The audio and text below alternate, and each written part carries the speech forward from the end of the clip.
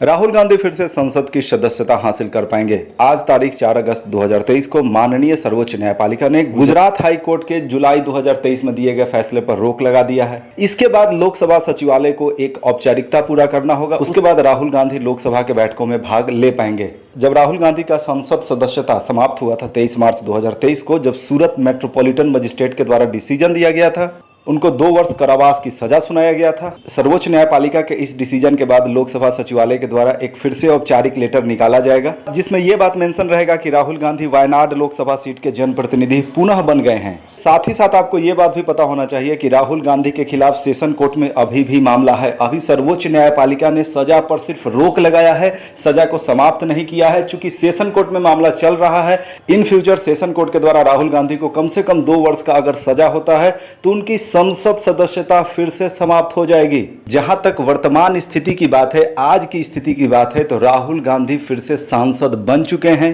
बस लोकसभा सचिवालय के द्वारा एक औपचारिकता का उन्हें इंतजार है और उस औपचारिकता के बाद वो लोकसभा की बैठकों में भाग ले पाएंगे। राहुल गांधी के खिलाफ ये जो मामला चल रहा था, जिस पर सूरत मेट्रोपॉलिटन मजिस्ट्रेट कोर्ट के द्वारा 23 मार्च 2023 को फैसला सुनाया गया, उनको 2 वर्ष का कारावास का सजा सुनाया गया। इस मामले का शुरुआत होता है अप्रैल 2019 में। अप्रैल 2019 में एक चुनावी रैली को संबोधित करते हुए राहुल गांधी ने यह कहा था कि सभी चोरों का नाम मोदी मोदी ही क्यों है। यानी ये पूरा मामला मोदी सरनेम को लेकर के था।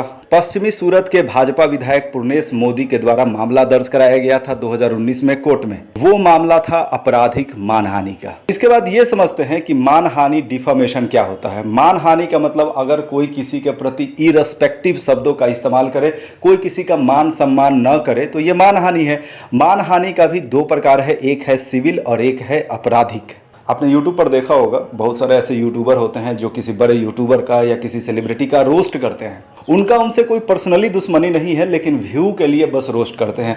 तो इस तरह का जो मामला आएगा वो सिविल मानहानि में आएगा। लेकिन कोई व्यक्ति अगर किसी व्यक्ति के खिलाफ, किसी धर्म के खिलाफ, किसी जाति के खिलाफ, किसी समुदाय के खिलाफ जानबूझकर और नफरत से भरा बयानबाजी करता है, तो ये आपराधिक मानहानि का मामला होता है। दोस्तों, अगर समाज में देखा जाए तो मानहानि का मामला समाज में डेली हो रहा है, हर जगह पे ही होते रहता है। कोई व्यक्ति किसी को गाली दे दिया, कोई व्यक्ति किसी का बुराई कर रहा है, तो ये तो मानहानि का मामला है। लेकिन क्या इस मामले में कोई व्यक्ति कोर्ट जाएगा? जाहिर सी बात है, कोर्ट नहीं जाएगा। अगर राहुल गांधी के इस मामला को देखा जाए तो मामला दर्ज हुआ था 2019 में और इस पर फैसला सुनाया गया अदालत के द्वारा 2023 में। यानी राहुल गांधी प्रकरण में कोर्ट को डिसीजन लेने में जब 4 साल का समय लग जाता है, तो एक आम आदमी के साथ क्या होगा आप समझ सकते हैं। इसलिए मानहानि का जो मामला है किसी बड़े सेलिब्रिटी के मामले में ही होता है। मानहानि यानी डिफेमेशन से जुड़ा हुआ आईपीसी की 2 धाराएं हैं, धारा 499 और धारा 500।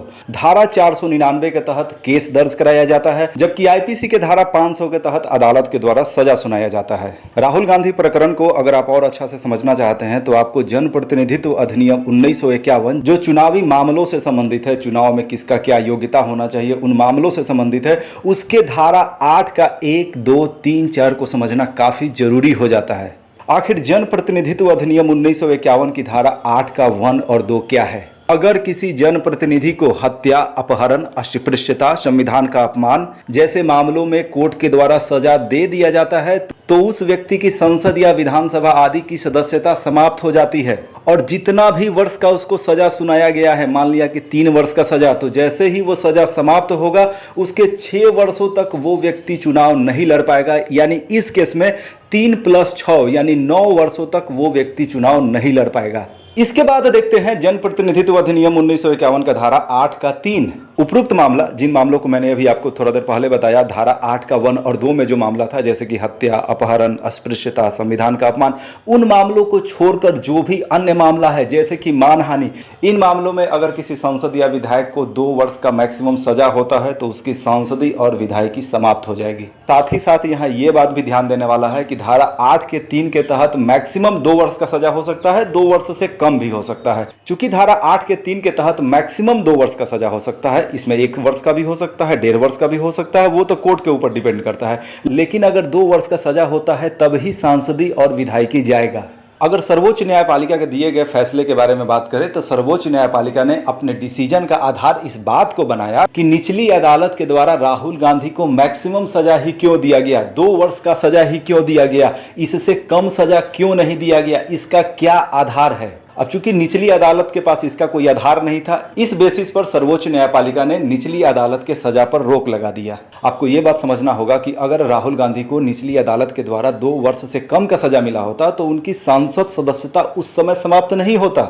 हालांकि अब तो उनकी सांसद सदस्यता बहाल हो चुका है। इस वीडियो के अंत में देखते हैं जनप्रतिनिधित्व अधिनियम 1951 की धारा 8 का 4 जो अब नहीं है, जिसको 2013 में लिली थॉमस बनाम यूनियन ऑफ इंडिया केस में सर्वोच्च न्यायपालिका के द्वारा असंवैधानिक करार दिया गया था। यानी जनप्रतिनिधित्व अधिनियम 1951 का धारा 8 का 4 2013 के बाद समाप्त हो चुका है। राहुल गांधी ने 2013 में लोकसभा में उस बिल को फाड़ दिया जिस बिल को स्वयं कांग्रेस की सरकार के द्वारा प्रस्तुत किया गया था धारा 8 की 4 को पुनः वापस लाने के लिए।